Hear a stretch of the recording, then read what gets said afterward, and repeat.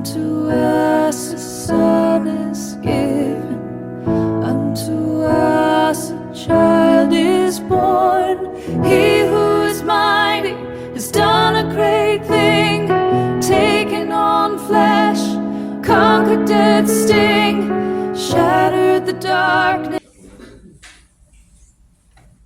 Ama naming Diyos, minsan pa, sandaling ito, kami po ay lumalapit sa inyo. Lord, aming dalangin na sa tulong mo yung Banal Espiritu, ang mga talata, Panginoon, na aming mga pag-aaralan sa hapon ito. Lord, would you cause all this, Panginoon, to know you more, Panginoon, and to know more Christ as the season, as the reason of this event, Panginoon, or of this season ng Christmas, Panginoon. Lord, maraming salamat po, and we're praying na yung mga salita ay isang kapalin niyo, Panginoon, to dispel yung darkness na meron, Panginoon, sa mga tao na blinded by Satan because of their rebellion, because of their ignorance, Panginoon, dun sa mabuting balita.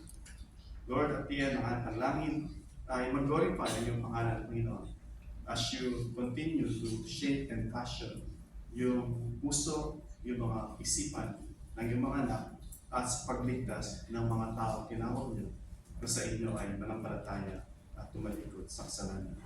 Lord, isang kapalin niyo po ang magpapahayag ng salita sa hapong ito para ma-accomplish po ang mga ito at malugod, maluwalhati at madakila ang iyong pangalan sa aming kalagitnaan. Salamat po at mga panlangin sa pangalan ng Panginoong Jesus. Amen. Amen. Yung ating context ay masumpungan sa John chapter 1 verse 14 at nandyan po sa ating screen. John chapter 1 verse 14. Nabasahin ko po sa ESV at ito po yung sabi. John chapter 1 verse 14. And the Word became flesh and dwelt among us. And we have seen His glory, the glory as of the only Son, from the Father, full of grace and truth. Ito po ang buhay na salita ng ating buhay na Diyos. You may please be seated.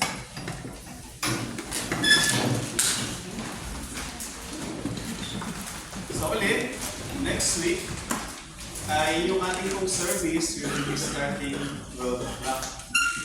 Different po, 12 o'clock. At after ng ating worship service, magkakaroon tayo ng ating Christmas celebration. At may mga exchange gift kung di kayo nakasama dun sa bunutan, pero may binunot kayo, I believe na nasabihan kayo na meron pong bumunot on your behalf. At ngayon naman, kung hindi pa kayo kasama doon, feel free po na after ng worship service, sabihin niyo po na, Pastor, gusto kong sumama. Sabihin lang po kami, then arrange po natin yung kung paano po yung sa inyo na hahabol. And, ayun, 1 week na lang, di ba? Araw na lang ng Kapaskuhan. Pwede niyo pong batiin yung katabi niyo, yung nasa kanan, nasa kaliwa. Sabihin niyo po na,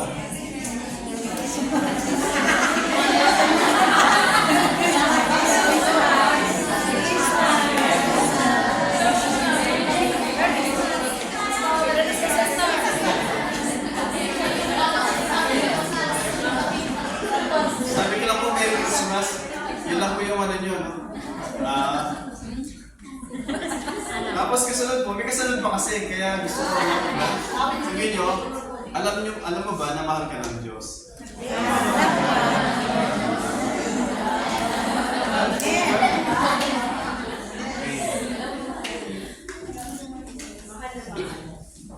Yung ating context, kaya binasa kanina, sa John chapter 1 verse 14. At yung ating teksto, ay yung ating title, ay pinamagatan natin Christ of Christmas. Christ of Christmas. Si Pastor Lawrence, nung nag-preach siya last week, sabi niya, meron nag-birthday si Juan, di ba? Pero, siya may birthday, yung mga tao nagsiselebrate sila, pero hindi kasama si Juan dun sa birthday celebration. While He is the celebrant, di ba? What a tragedy na ikaw na nagbe-birthday, yung pamilya mo nag-celebrate, pero ikaw, pinaghugas ka ng plato, nasa kusina ka, at hindi ka invited dun sa mismong celebration, di ba?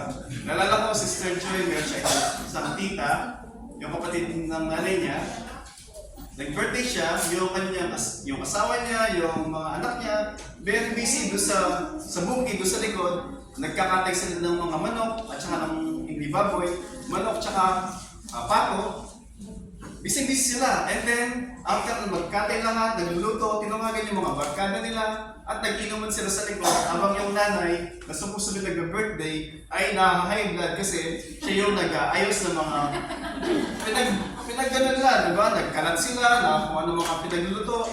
Habang siya, yun nga, nandun sa taas kasi high blood siya dun sa maghapong paglilinis sa pagkakalat ng kanyang asawa, ng kanyang mga anak. What a tragedy, di ba? Na siya, supposed to be na day niya, pero wala siya dun sa picture ng celebration. And sad to say, unconsciously and unintentionally, sometimes because of a lack of understanding of Christmas, oftentimes yun mo yung nangyayari. Diba? Last Friday, nagkaroon kami ng Christmas party sa opisina, mga Pilipino, but Christ was not there dun sa celebration. Meron lang is kainan, meron lechon, may cake, diba?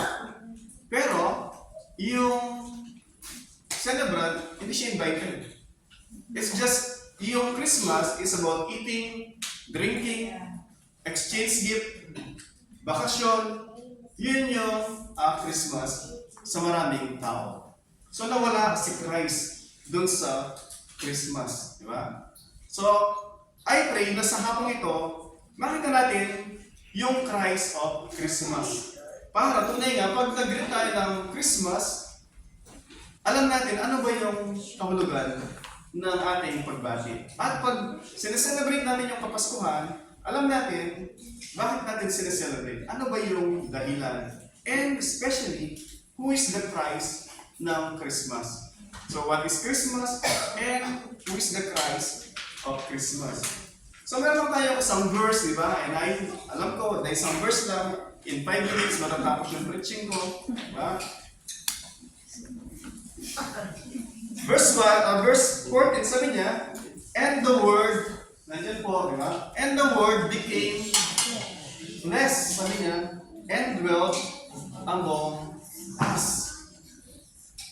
And then, and we have seen His glory, the glory as of the only Son from the Father, full of grace and truth.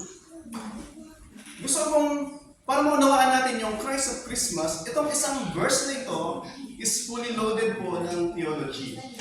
Una, let's see yung, sabi doon, and the Word. Gusto mo maunawaan natin, ano yung ibig sabihin ng Word?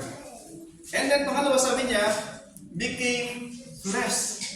Ano ibig sabihin nun? Word, and then the Word became flesh. And then, pangatlo, sabi niya, dwelt among us. At hindi doon nagtapos siya doon sa sabi niya,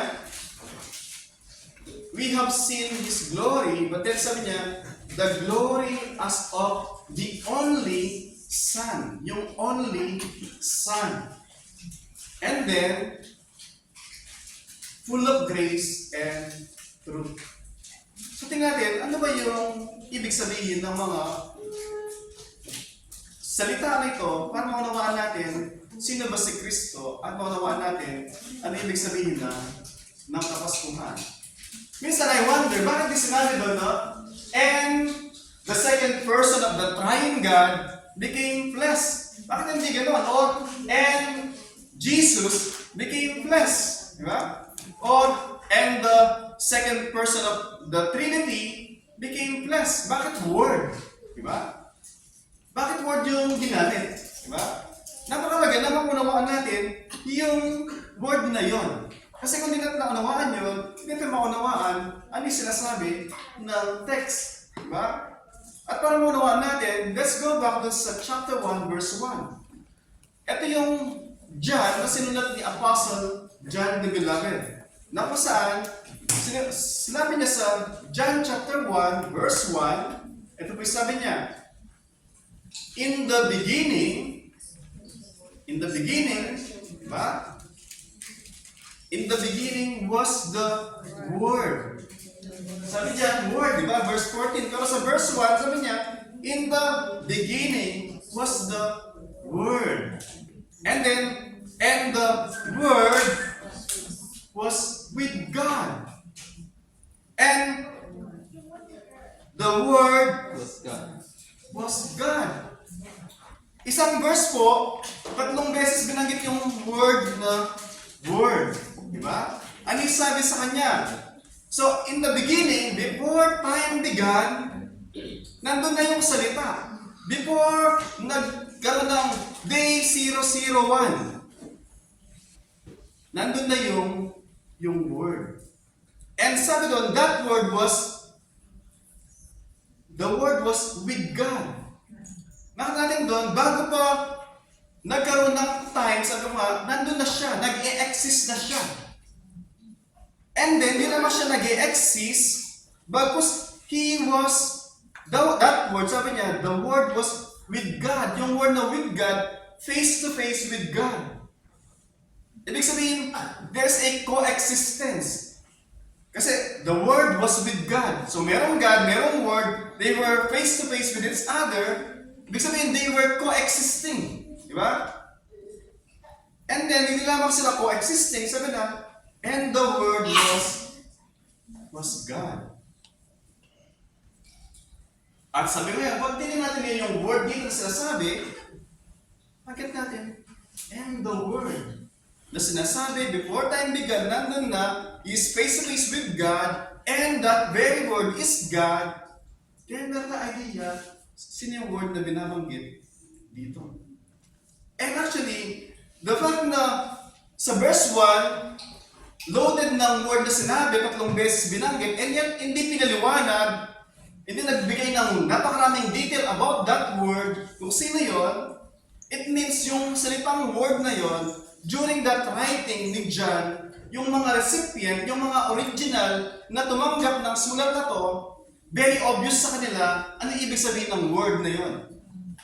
That word, ibig sabihin is, naunawaan nila. Walang question sa kanila. Kasi otherwise, pinaliwanag ni John na napakadami yung word na binabanggit dyan, ito yan. Hindi, walang paliwanag. Kasi, ibig sabihin, yung mga tumanggap, nung narinig nila, nung nabasa nila, alam namin yung binabanggit diyan. Diba? Yung kung John ay isinulat ni Apostle John, sabi ko nga, yung kanyang audience is yung world. Tayo as a whole. Hindi lamang yung mga Hentil, hindi lamang yung mga Hudyo, hindi lamang yung mga Roman. Bagkus is, tignan niyo kasi, yung Matthew, sinulat siya primarily doon sa mga Hudyo, sa mga Jews. Kaya napakaingat, hindi binabanggit doon yung word na God, Yahweh, lagi Kingdom of Heaven instead of Kingdom of God. Kasi maingat si Matthew na yung word na God magamit in vain. Kasi mga Hudyo, hindi nila ginagamit yung word na God. Lagi silang may substitute. Kingdom of Heaven, lagi ganun yung kanilang ginagamit. Si Mark naman, yung kanyang audience ay mga Romano. So si Mark is, yung presentation niya na si Jesus Christ is as the servant king. No, as the servant. Na kung saan, yung kanyang mga audience, titignan mo si Mark, wala siyang presentation ng genealogy ng pagsilang ng Panginoong Jesus. Kasi as a servant, ay diretsyo, hindi kinakailangan ng genealogy. Pero si Matthew, nag-start siya all the way kay Abraham. Because they are so proud about because sa kanilang forefather na si Abraham. Whereas si Lucas, all the way dahil kanya mga audience ay mga Hentil, all the way kay Adam. Hindi kay Abraham, bago si Adam. Bakit? Si Adam kasi ay yun yung head ng humanity, di ba? But then si John, iba yung kanyang presentation. Yung tatlo sinasabi ko, ano nga si Matthew, Mark, Luke, tinatawag silang synoptic gospel. Synoptic kasi, you see them as one. So yun yung ibig sabihin na halos magkakapareho sila. Kasi halos parang yung kanilang pinagmulan ay yung kanilang, yung nauna, yung Gospel of Mark. Na kung saan titignan mo yung kanilang presentation, medyo magkakaiba, but then they are parang same lens. Pero si John, sabi ko nga kanina, sinimulan niya, same kung paano nagsimula yung Genesis. Genesis chapter 1, in the beginning, God said, let there be, and then, nagawa ang lahat ng mga bagay. Simulan natin ulit. Sabi ko kanina, yung word na word is very obvious. Ibig sabihin sa mga original na recipient. Doon sa Greek, ang ibig sabihin is logos. At sa mga Greek, dahil during that time, marami silang mga gods, di ba? Para sa mga Greek, yung word na logos ay title dun sa impersonal force that create and sustain yung created beings, created order. So para sa kanila, yun yung title ng given dun sa word na logos. Kung nanood na kayo ng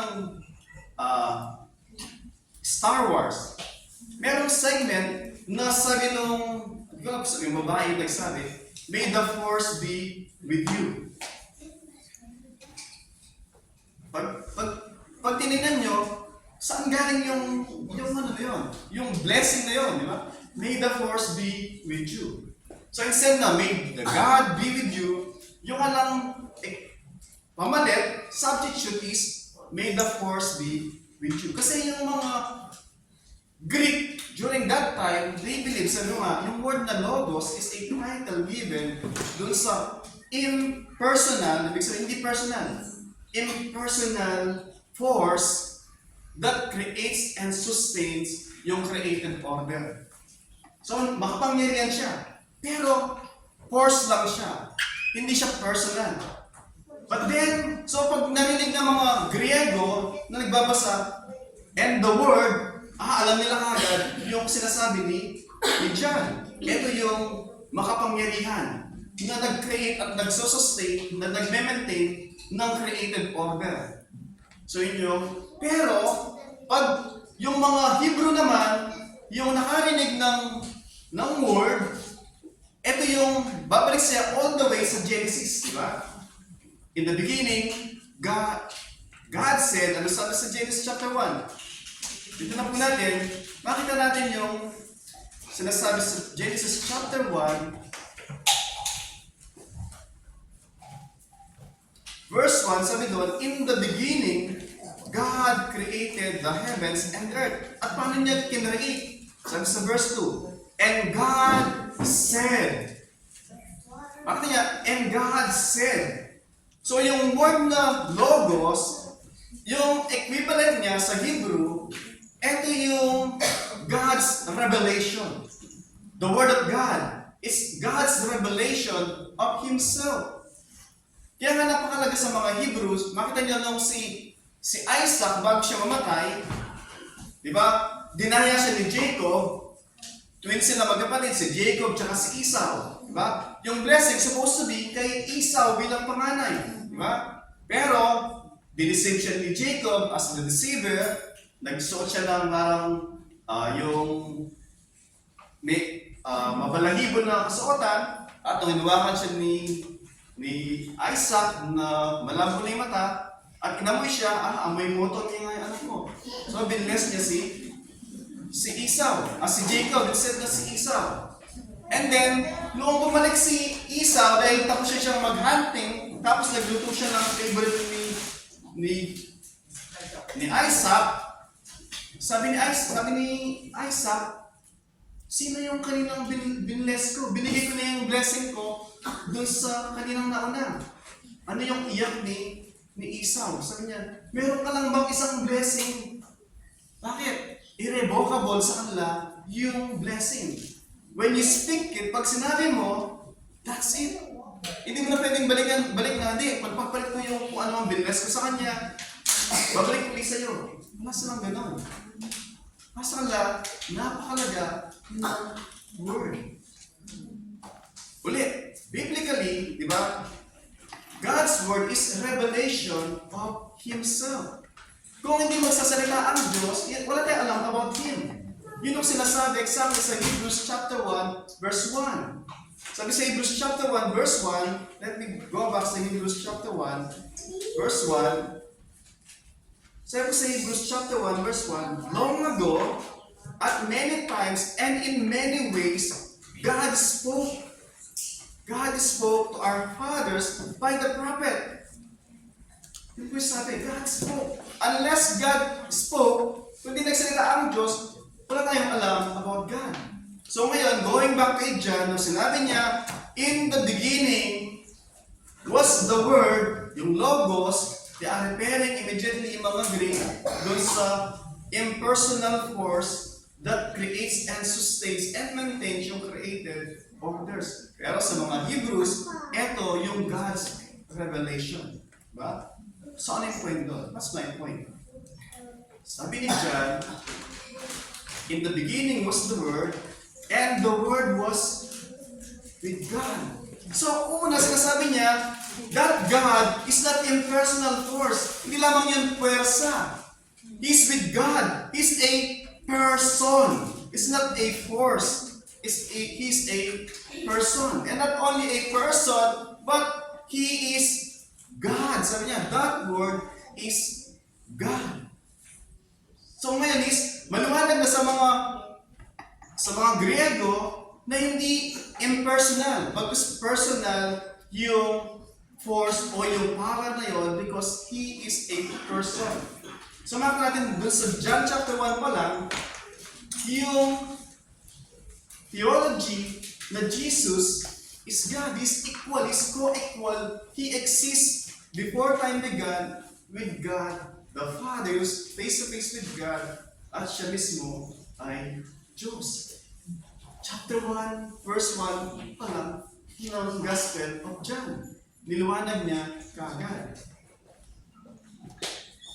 And sabi doon, sino nga, and the Word was with God. Kaya mabalik tayo sa verse 1, at chapter 1, verse 14 sa ating text, and the Word, yung Word na yun, so that Word is God, di ba? That Word is Jesus Christ. So ang Kapaskuhan is that Word became flesh.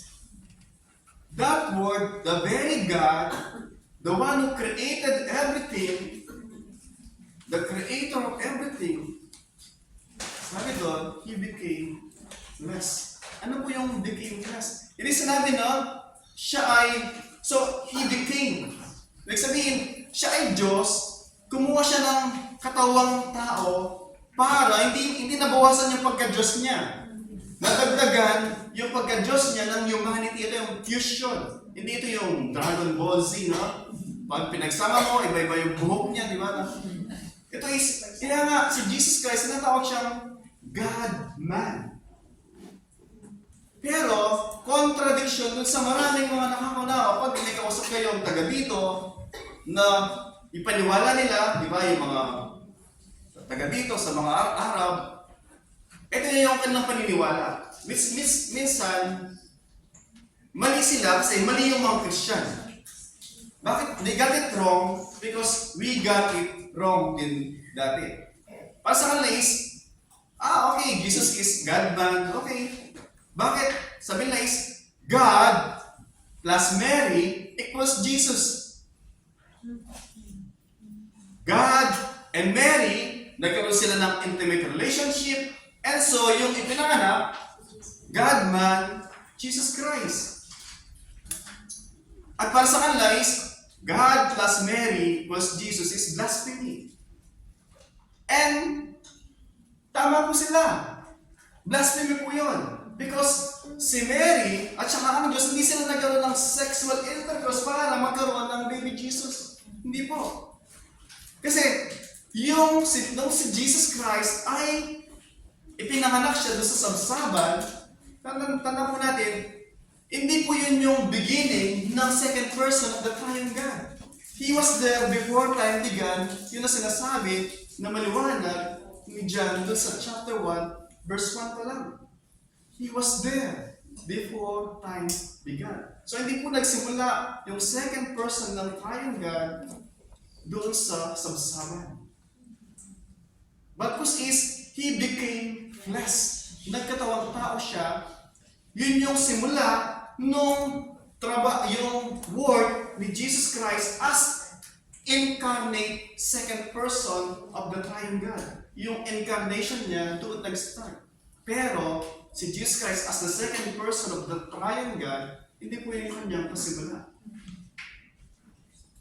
So maliwanag sasabi ito, He became plus became. Kasi dati, He's Spirit. Di ba? And sabi ko nga kanina, because Spirit, hindi makikita yung Spirit. Because Spirit is not flesh and blood. Di ba? Yung Spirit, walang mukha, walang kamay. Pero hindi siya Casper. Ano? Si Casper may mukha. Di ba? Cute, di ba? Pero yung Spirit, hindi siya cute kasi walang mukha. Di ba? Kaya nga, sabi natin kanina, that impersonal force na paniwala ng mga Griego at paniwala naman ng mga Hudyo na siya yung God's revelation, in order for Him to reveal God, He took a human form para maging incarnate God, para ma-reveal yung Diyos. Kaya nga, si Jesus Christ is God's perfect revelation. God's revelation of Himself. Because He took a human form, flesh, in order for us na makita yung kung sino yung Diyos. Kaya sabi ng Panginoon, kung nakita niyo ako, nakita niyo na ang Diyos Ama. Because sabi niya, I and my Father ay isa.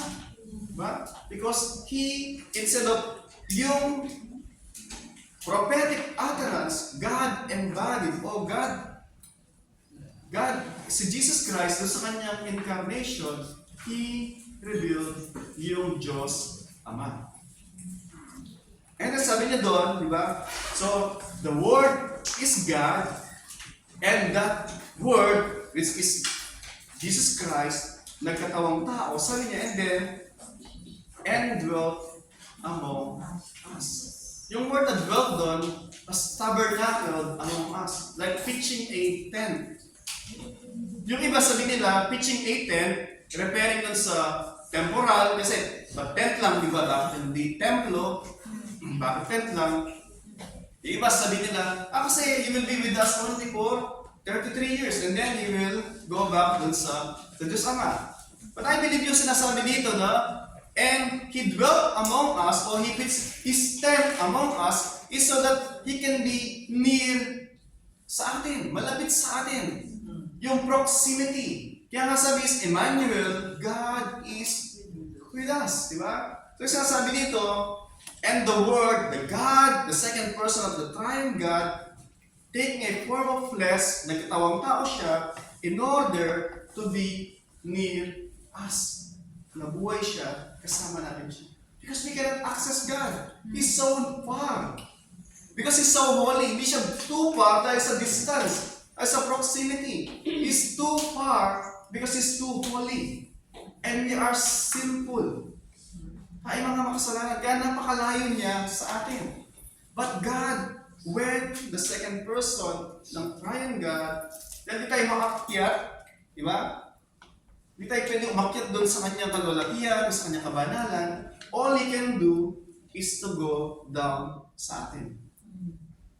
Nalala ko minsan, pagka yung mga bata, di ba minsan rebuke sa akin, di ba? Minsan naisip ko yung mga anak ko, especially si Ezra, na napakalit. Isang, I assume na dapat yung thinking niya, kaya ng thinking ko, di ba? Why are so, ang kulit-kulit mo, di ba? Ba't iyak ka ng iyak, di ba? Minsan nakakalimutan ko, yun yung language niya, yun ang level ng isip niya. Gusto ko siyang umakyat sa level ko na, para sinanong na x squared plus y squared, dapat is alam mo, is c squared, di ba? Minsan, we forgot, nakakalimutan natin na, Diyos lang, mababa pa lang sila kasi Yun pa lang sila.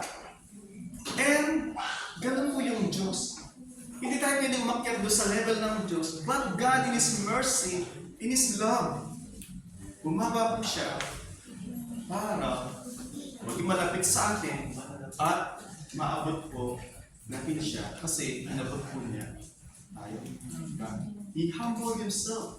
Diba? Sad to say minsan, diba?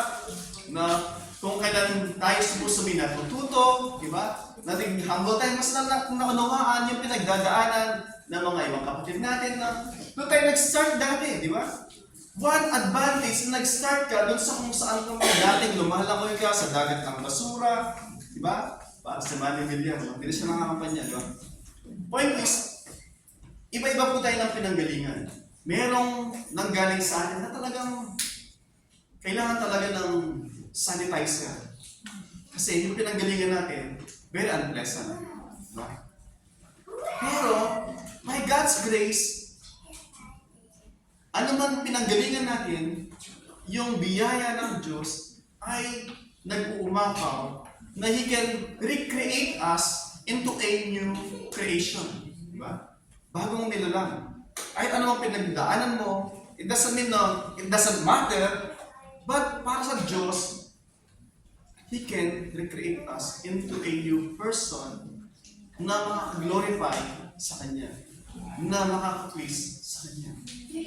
Pero yung advantage doon is, hindi ko sinasabi na, mas mainam pala na gano'n. Hindi. Point is, kahit anong pinanggalingan mo, God can use yung mga pinanggalingan mo na yun para you can bear yung mga pinagdadaanan ng mga taong nandun sila doon sa same situation. Para you can empathize, you can sympathize sa kanila. So pagka nakita mo sila sa ganong kalagayan, instead na, wala pag-asa yung mga yan. Diba? Yaman lang mga yan. Magpapatuloy sila bukas, next day, dyan lang sila. Diba? Pero, naunawaan mo yung saving grace ng Diyos na once upon a time nandun ka, at ang Diyos, nagtagumpay siya sa iyo, God can also succeed doon sa mga tao, nandun sila, doon sa same na mga kinalalagan natin. At by God's grace, meron naman tao na pinanganak talaga sila na sa church na sila lumaki. Diba? So, hindi sila nakaranas ng mga dinadaras ng ibang mga kagaya natin na dumanas ng kung ano ng mga pinagdaanan natin. Still bless God. Bakit po? Kasi by God's grace, hindi naniyaan na daanan mo yung mga pinagdaanan ng mga ibang tao. It's God's grace that kept you na huwag mo na mapagdaanan yung mga bagay mo. And yet, also, para ma-realize mo rin na merely na lumaki ka sa church, doesn't make na automatically na ikaw ay ligtas at hindi mo kailangan na tagapagligtas. Because, bawat isa po sa atin, kahit saan ka mang pamilya pinanganak, we all make sins. Kahit nagkakasala. And so, bawat isa sa atin, kailangan yung tagapagligtas na nagkatawang tao para sa ating mga kasalanan. Sabi niya, so He became flesh, so the Word, so ang Diyos, second person of the triune God, nagkatawang tao siya, and He puts His tent to dwell among us para accessible siya sa atin. Kasama natin ang Diyos. And then sabi niya, we have seen His glory. The glory of the only Son. Yung word na Son dito is, ito yung start. Unang beses na ginamit dito yung word na Son sa Gospel ni John. And later on, gagamitin pa niya ng at least na 60 times.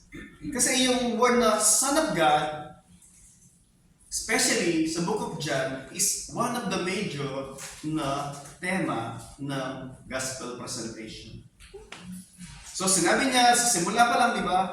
This Son of God, this Son is, He was with God before time began. He was face to face with God, and He is God, di ba? Siya ay Diyos. So hindi ka na magkakamali na, ito yung, kagaya na sinasabi ni Jehovah's Witness, na siya ay talagang tao lang. Hindi siya Diyos. Di ba? Tama sila dun sa isang bahagi na siya ay tao talaga. Pero hindi lamang siya tao. Siya ay God man. Siya ay fully God and fully man. Sabi dun is, and then, so yung sinasabi lang dun is, the only Son, siya lamang yung begotten, lagi sinasabi ni John de Villar is, the begotten Son of God. Tayo, bilang mga daughters and sons ng Diyos, through Christ, is because we were adopted. There's na-accomplish ni Kristo na na-reconcile tayo sa Diyos Ama, tayo, sabi sa John 1:12, di ba? Sa John 1:12, because of our, let me read na lang, John 1:12, sabi doon is, so verse 14 tayo, pero John 1:12, sabi doon, but to all who did receive Him, sino yung Him? Christ, who believed in His name, He gave them the right to become children of God. So we became adopted sons and daughters of God because of Christ. Dahil sa ating pakikisa kay Kristo. Dahil sa ating union kay Kristo. So going back sa ating pasahe, sa verse 14, we have seen His glory. So sabi ni John, we have seen, talaga si John, he's an eyewitness. Nakita niya mismo ang Panginoong Jesus, di ba? He was with the Lord Jesus Christ, kumakain, nasa dibdib ng Panginoong Jesus. He has an intimate relationship sa Panginoon. Sabi niya, we have seen His glory as of the only Son from the Father, full of grace and truth. Sabi niya, tingnan mo ngayon is, so una, sabi ni John, we are eyewitnesses dun sa incarnation ng Panginoong Jesus. But then actually, alam nyo, nung nananalangin ng Panginoong Jesus, nanalangin siya bago siya ipako sa krus. Actually, during Lord's Supper, pumunta sa Gethsemane. Let me open this. Sa John chapter 17, John chapter 17,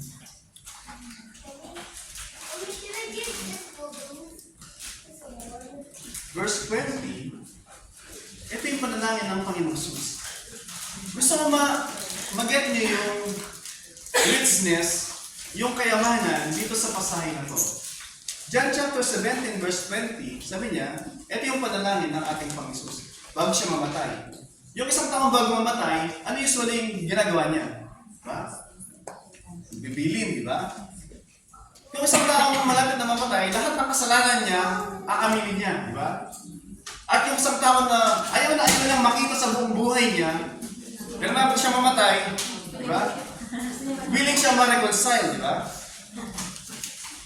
And ang Panginoong Jesus, bago siya mamatay, hindi mamatay para sa kasalanan niya, para sa kasalanan natin. Ito yung panalangin po niya. Sabi niya, I do not ask for this only. Yung this only is referring dun sa mga nandun lang kasama niya. Sabi niya, so I do not. Sinasabi niya, hindi lang ito yung mga pinapanalangin ko na kanyang alagad at yung mga ananampalataya during that time sa kanya. Ano sabi niya? But, subalit, sabi niya, but also for those who will believe in me through their word. It's so deep na sasabi ng Panginoon Jesus, Father, I pray not only all this na nandun sa upper room during that time.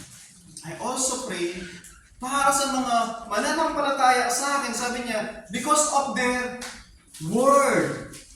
Yung word na sinabi doon is small w. Because of their testimony. Because of the gospel presentation na kanilang ibabahagi. Ibig sabihin po, bago tayo ipinanganak, bago tayo nanampalataya, Jesus Christ has been praying for the day na tayo ay mananampalataya sa Kanya. Na tayo tatalikod sa ating kasalanan at kakasangkapanin ng Diyos yung mga testimony nila, yung gospel presentation na mga nanampalataya sa Kanya na ibabahagi sa atin ng mga during that time, hindi pa mananampalataya. Ano po yung point ko?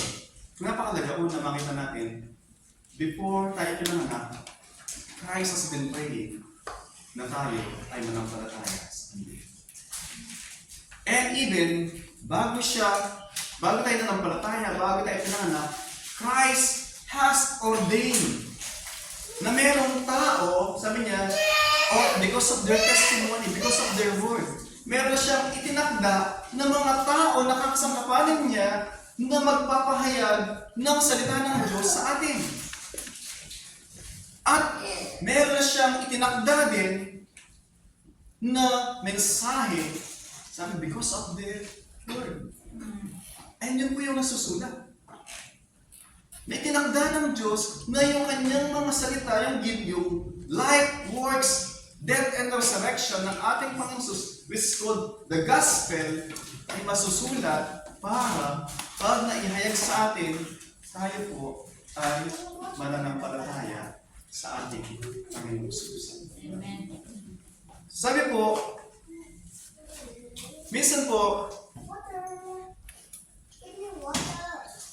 inisip natin na yung kwento ng buhay natin, di ba, ay good enough para i-convert yung isang tao. And we try na i-add yung mga nakakayak na mga section, di ba? Make sure na mapapaiyak yung tao sinisiran mo. Kasi akala natin minsan, yun yung key. Yun yung main ingredient ng testimony. Pero, kala po natin, for a while, mapapaiyak natin yung tao. For a while, yung mga good motivational speech, diba? Matitikil mo yung heart ng isang tao. But without the gospel, without Christ of Christmas, without the message of the gospel, that the Son of God, the second person of the Triune God, because God loved us, bagamat siya ay Diyos, siya ay nagkatawang tao, naparito, sumama sa atin, namuhay kasama natin, so that God will be with us. In order para pag narinig natin yung finished work of Christ, tayo ay magsisi sa ating kasalanan, manampalataya kay Kristo. Unless po na i-present yun, kung wala po yun, yung pinapresent lang po natin ay, sabi ko nga kanina, motivational speech, yung mga nakakaiyak na kwento, it will not save anyone po. Hindi po makakaligtas yun. Kahit gaanong iyak ang gawin ng isang tao. Marami na po napaiyak. Diba? Marami na rin yung mga napaiyak. Especially yung mga dito, di ba? Ilan na ba mga napaiyak nyo, di ba? Yung iba, ibang pinaiyak talaga, di ba? Point natin is, kahit anong iyak, unless na yung puso ko binago ng Diyos, hindi po maligtas yung isang tao. Bakit po sinasabi yun? Sad to say, nung nabuhay na muli ang Panginoong Jesus, even nung buhay siya, meron siya isang kasama, di ba? Belong sa world, nakita lahat ng himala. You cannot deny na si Judas, hindi niya nakita yung himala ng Panginoong Jesus. Hindi pwede sabihin na hindi niya nakita. Nakita niya. Pero, walang effect. Yung mga Pariseo, nung yung Guardia Civil, yung nagbabantay sa puntod ng Panginoong Jesus, he was dropped dead. Bakit? Yung anghel ng Panginoon nakaupo doon sa stone, di ba? And then, bumalik siya doon sa, kasi papatayin yung guardia pag wala yung katawan ng Panginoong Jesus. So, nag-report siya. Ano sabi ng mga Pariseo? Especially yung chief priest niya, sabihin mo, habang natutulog ka, ninakaw ng mga alagad yung bangkay. Pero, yung report niya is, merong malakas na earthquake, and then, merong isang anghel, nagpakita, and then, hindi niya alam nangyari because he passed out. Diba? But then, ano sabi ng mga religious leader? Ito yung gawin mo. Number one, ito yung pera. Diba? At ipamalita mo na ito yung nangyari. Point ko is, narinig na mismo yung testimony. Ito yung nangyari. Pero walang epekto sa kanila. Diba? What about yung mga crowd? Diba? Hosanna to the King! to the King of Israel, the Son of David. And then after ilang araw, ano yung sigaw nila? Crucify him. Bakit po kaya?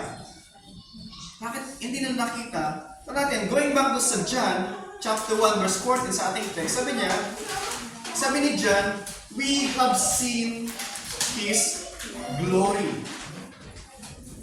And then sabi niya, the only Son from the Father, full of grace and truth. Sabi niya doon, hindi lamang full of grace, full of truth. Truth. Noong ang Panginoong Jesus, bago siya ipako, humarap siya sa isang leader, di ba? Wala namang kasalanan ng tao, no? I don't see any reason bakit siya dapat ipapako, ba't siya mamatay? Sabi ng mga, no, crucify him. Tapos, 3 beses nag-try siya na i-acquit ang Panginoong Jesus. Pero sa mga tao, very insistent na papako siya, kumuha siya ng tubig. Tapos sabi niya, sino po yun? Poncio Pilato. Tapos bumalik siya, sabi niya, I am the King of the Jews. Tapos sabi ng Panginoong Jesus, sabi mo na ako nga. For this reason, I was born, to bear witness of the truth. Tapos sabi ni Pilate, what is the truth? Yung truth, nasa harapan niya mismo. Sabi ng Panginoong Jesus, I am the way, the truth, and the life. Siya yung daan patungo sa Diyos Ama. Siya yung katotohanan. He's not yung lies, hindi flattery. Diba?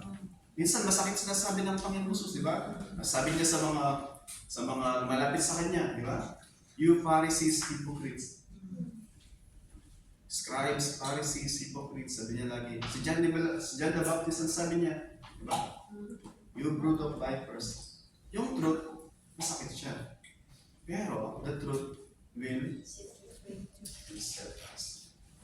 Because if the Son makes you free, you are free indeed. Yung Son, yung magpapalaya sa atin. Because siya yung katotohanan. Mga kapatid, sabi po ni Apostle Pablo sa 2 Corinthians chapter 4, verse 4. Itinan niyo po sa 2 Corinthians chapter 4, verse 4. Bakit yung mga Pariseo, yung mga crowd, hindi na nakita yung kalulatian ng Panginoong Jesus?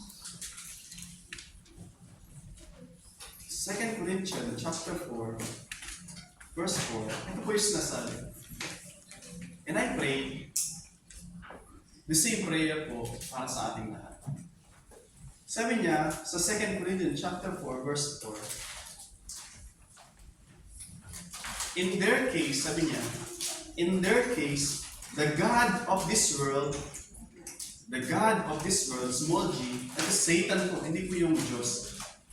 Of course, God, ang Diyos, siya yung God ng lahat. Di ba? Pero yung point dito ni Apostle Paul, in their case, the God of this world has blinded the minds of the unbelievers.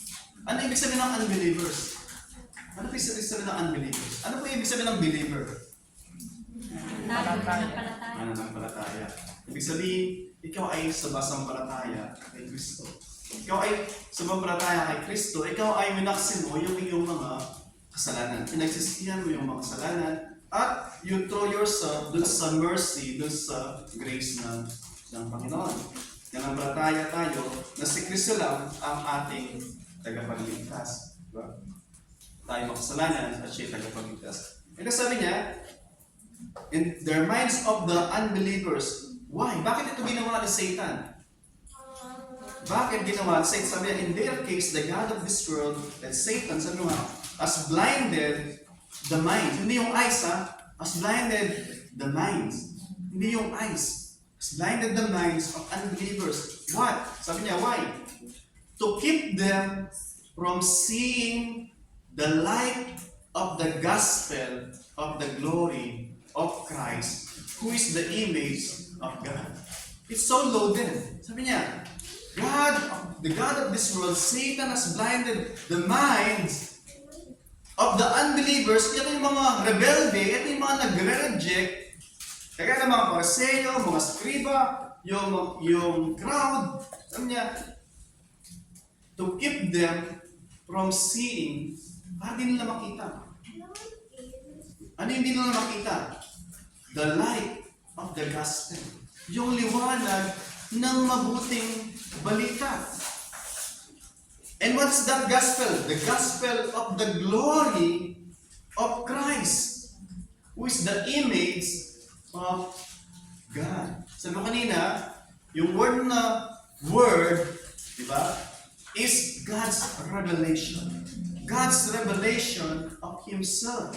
Jesus is the perfect revelation of God Himself. God became flesh. So nakita po natin, isang tanong po natin sa ating sarili. Nakita po ba natin yung glory of the gospel of Jesus Christ? Paano po natin masasabi na nakita natin at hindi tayo blinded with Satan? You can ask po yung ating mga sarili. Doon si John the Baptist, diba, message ng Kapaskuhan, si John the Baptist, nandun siya sa wilderness, sabi niya, repent for the kingdom of God is at hand. Yung mga bako-bako, sabi niya, patagin ninyo. Yung mga, may mga ukay-ukay, tambakan, ibig sabihin is, prepare the way of the Lord. The Lord is coming, sabi niya, make His way, make His way straight, at ihanda yung ating mga sarili. Marami po, mga tao ngayon naghanda ng Christmas tree, Christmas light, di ba? Nagpapariban. It's okay, di ba? Nothing wrong magpariban, Paskuhan, di ba? Magpa-pedicure, magpa-manicure, di ba? Bumili ng damit. Nothing wrong, di ba? Gusto mong presentable ka, di ba? Gusto mo na? Nothing wrong, di ba? Nagpapakapagod tayo. Lahat ito ay okay, di ba? Pero let it be po na yung ating preparation, not just from the outside. Let it start from inside and it will glow yung outside. Diba? Pagka po yung heart, hindi siya full of fat. Diba? Hindi siya fatty liver. Nag-glow yung heart. Diba? Sabihin yung heart, pag ayos po yung heart, ayos po yung lalabas na. Makita nyo, pagka high blood ka, ano yung lumalabas sa bibig mo? Diba? Medyo mainit din, di ba? Yung lumalabas sa bibig. Konting ano lang, di ba? Merong tumatalsik na mga abo, minsan bilang apoy, di ba? Bakit? Kasi yung sa puso, di ba? High blood, di ba? Pero pagka yung puso, maayos, di ba? Nasagi ka ng konti, di ba? Okay lang po. It's okay po, di ba? May nasabi si sister na minsan may mga sister kasi na hindi maingat magsalita. Ay, hindi pa Pasko, lumaki ka na kagad ah. Diba? Hindi expect na pag nagpasko, di ba? Lalaki ng konti. Diba? Hindi pa Pasko, lumaki ka na. Tapos, alam mo kung sino ang magano, di ba? So, ganun ka agad. Ay natin is, pag tama po yung puso, yung reflection, yung reaction, nakita mo na hindi po defensive, hindi offensive, diba? But was gracious. Diba? Sabi ng Panginoong Jesus, diba? Full of grace and truth. God has been gracious po sa atin. It's all because of His grace na pinadala niya ang kanyang bugtong anak, ang ating Panginoong Jesus. Para what we cannot do for ourselves, Christ did it all para po sa atin. Ginawa po niya yung hindi natin kaya gawin. Let me open po isang pasay pa sa John chapter 6. John chapter 6. Nung ang Panginoong Jesus po ay kausap niya yung crowd. John chapter 6 verse 51.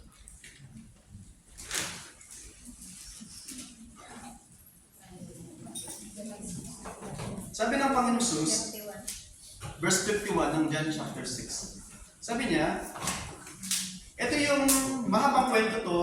Nagsimula sa John chapter 6 verse 22. Sabi ng Panginoon, I am the bread of life. Sino mang kakain sa akin, hindi na magugutom ulit. Sino mang di kakain sa akin, di maligtas. Sabi ng mga tao, ano ba namang klaseng turo to?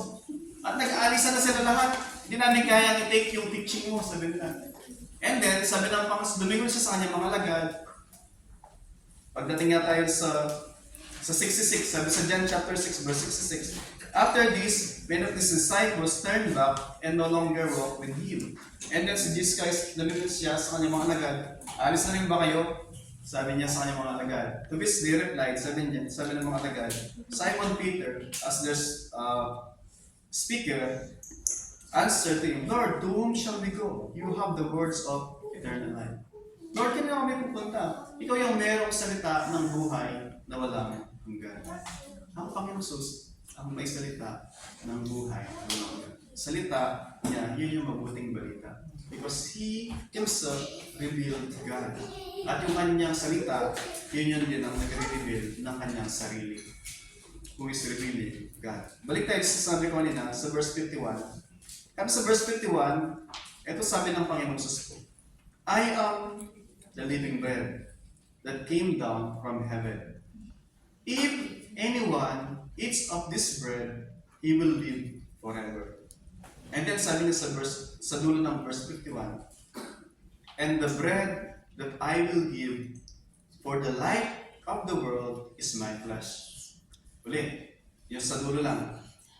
And the bread that I will give, yung bread, yung tinapay na akong ibibigay, that I will give, for what? Sabi niya, that I will give for the life of the world. Sabi niya, yung tinapay, yung that will give life, sabi niya, of the world is my flesh. Point ulo, this nasabi ng Panginoon Jesus, yung kanyang buhay, bakit siya nagkatawang tao in order for Him to die? Kasi God cannot die.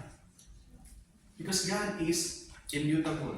Because God is unchanging. And God is eternal. Hindi pwedeng, pero pelikula na eternal, di ba? Ano na ba kayo nun? Nakakalungkot, eternal tapos namatay eh. Hindi po eternal yun, di ba? Nanonood kami ng mga bata, eternal, sabi ko, parang hindi maintindihan, eternal pero namamatay. Si Thanos, eternal si Thanos, di ba? Si Thanos, namatay. Di ba? Hindi po ganun yung eternal sa Bible. Eternal, pag sabi eternal, walang hanggan. So yung Diyos po, sabi niya, going back po sa ating text, sabi ng Panginoon Jesus, yung flesh niya, yung kanyang binigay, in order for us na magkaroon ng buhay. So, ano ba yung diwa ulit ng Kapaskuhan? What is Christmas? Christmas is the Son of God, the very God, the second person of the triune God, si Kristo, na bagamat siya ay Diyos, siya ay nagkatawang tao. For what purpose? Para maging malapit siya sa atin. Mapalapit tayo sa Kanya. Because He's so highly, He's divine, He's sinless, tayo makasalanan. We cannot reach Him. And ayaw natin sa Kanya. Kaya tayo ni Eva at ni Adan, nagtatago sa ating mga small na mga bush. Diba? Si Eva at Adan, nagkasala sila. Saan small sila nagtatago? Yung mga damuhan. At sabi ng Diyos, nasaan kayo?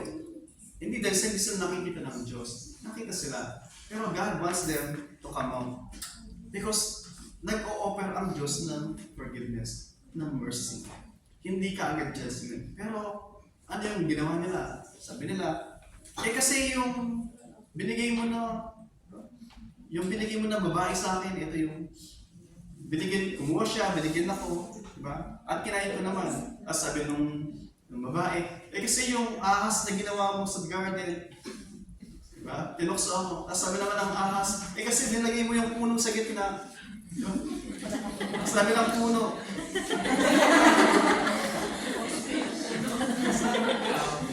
bakit kaya, nung sabi ni Adan, nung sabi ng Diyos, have you eaten of the fruit ng nasabi ko, huwag kang kumain. Lord, forgive me. I did, Lord. Have mercy on me. Papatawarin niya sila? Papatawarin ko nga sila? Patawarin. Pero bakit di ko sila lumapit kaya? Bakit nag-blame game po sila kaya? I'm scared. Scared? Scary ba ang Diyos? Kasama nila lagi, di ba? Because we commit sin. Ano po yung ano doon? Nakita ko doon? Nagyaya na sabi natin kami sa 2 Corinthians chapter 4 verse 4. You were blinded. You were blinded by their pride. Kasalanan mo eh. Hindi ko kasalanan. Ito may kasalanan. Lahat sila, walang kasalanan. Except yung puno, yung may kasalanan. Baka siya nandun sa Sandra. And sad to say po, same po yung ginagawa ng Diyos sa atin ngayon. God is calling us. Where are you? Sabi na sa atin ng Diyos. Where are you? Have you, ginawa mo ba yung sabi ko sa iyo, huwag mong gawin?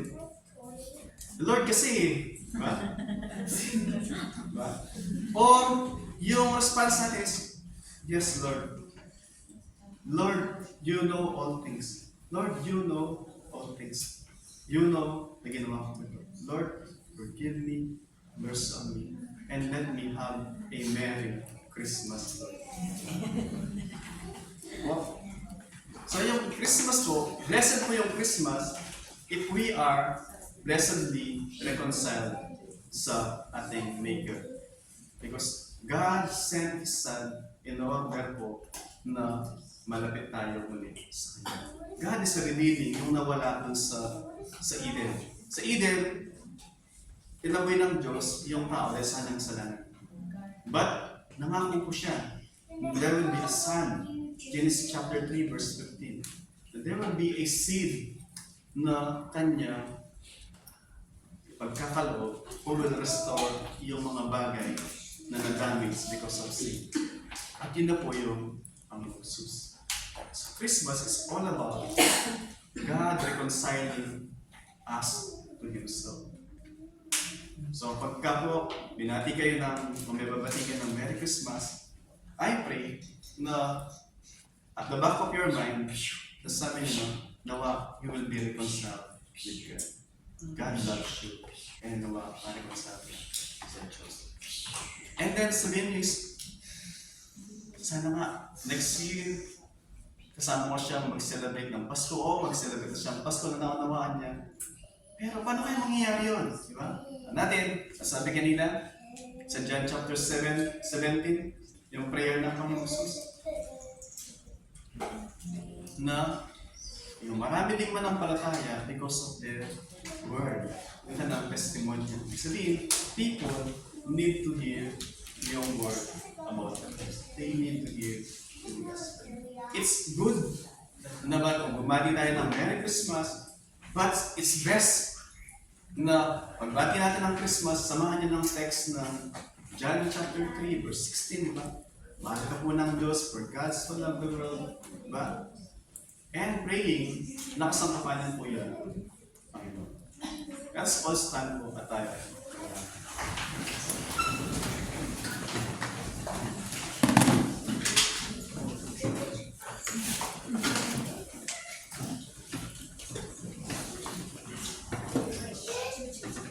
Muli po,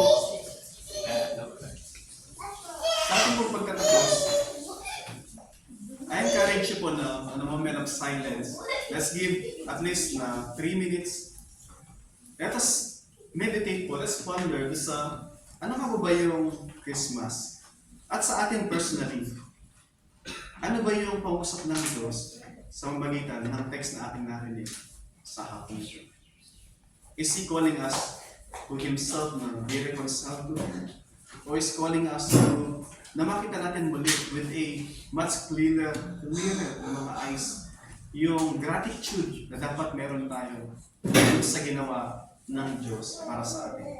Whether it is to reconcile us to Himself or whether it is to challenge us or to encourage us na lalong mag-rekindle yung ating pasasalamat sa Kanya. Or the same na grace, compassion sa mga lost na mga tao na wala silang relasyon sa Panginoon, nakasangkapanin tayo ng Panginoon, by sharing yung testimony na mabuting balita sa kanila na sila man ay mapabilang doon sa mga anak ng Diyos as we read doon sa John 1 po. Let us examine po yung ating mga puso. Ano ba yung pangusap ng Diyos sa atin sa pamagitan ng kanyang mga salita? And then we will close po.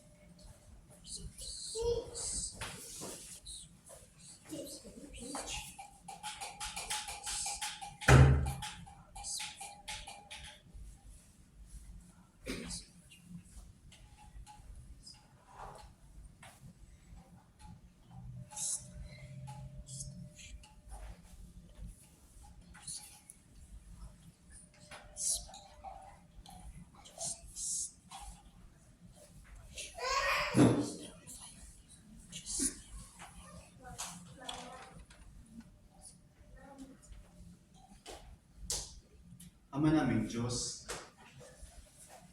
maraming salamat, Panginoon, because while we were yet powerless, running away from you, Panginoon, Lord, what we cannot do for ourselves, Lord, ginawa niyo po para sa amin by sending your beloved Son, our Lord and Savior Jesus Christ. Bagamat siya ay Diyos, He set aside, Panginoon, yung prerogative niya bilang Diyos na deserves yung pagsamba, At siya ay namuhay kasama namin.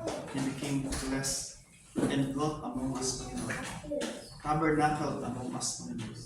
So that no need for us to run away from Him, Panginoon, but to find refuge, to find comfort, to find forgiveness, and to find home sa Kanya, Panginoon. Lord, having been reconciled through the blood of our Lord and Savior Jesus Christ, Lord, kami ay tinubos niya at nagkaroon muli ng maayos na relasyon sa inyo. And you have called us as your dear, beloved children, Panginoon. Lord, maraming salamat. Nawa, Panginoon, kayo ang patuloy, Lord, na mangusap sa aming mga puso. Na magkaroon kami, Lord, ng assurance ng reality po na yun, Panginoon. Na sino mang nakipag-isa na nampalataya sa aming Jesus, Lord, binigyan mo ng kapatan na maging mga anak mo, Panginoon. Lord, nawa, for your name's sake, for the glory of your glorious grace, Panginoon, makita nawa po namin ang kaliwanagan ng mabuting balita ni Kristo as He perfectly embodied and revealed our Father, our great God, merciful, gracious, and loving Father. Lord, maraming salamat po. Even, Lord, sa mga nandun pa po, Panginoon, yung agam-agam, Panginoon, nawa, Lord, kayo mag-dispel ng darkness. Conquer the dark, Panginoon. Conquer the darkness, Panginoon. At palitan niyo po ito ng kaliwanagan, Panginoon. Upang bago matapos, Panginoon, yung worship service na ito, Panginoon, ang mga anak mo ay meron silang confidence to call you as their you being na our Father. Lord, maraming salamat po. Patuloy nawa po na yung mga salita niyo ay shape, mold, and fashion as, Panginoon, doon sa nais mo, giving glory and honor sa inyo. Lord, maraming salamat po. Ito po ang aming tuloy, Lord, na panalangin at aming inaasam, Panginoon, na gagawin niyo po as we seek to honor you and to glorify you sa mga buhay na pinapahirap niyo sa amin. And now to Him who is able to keep you from stumbling and to present you blameless before the presence of His glory with great joy, to the only God, our Savior, through Jesus Christ our Lord, the glory, majesty, dominion, and authority before all time, now and forevermore. Amen.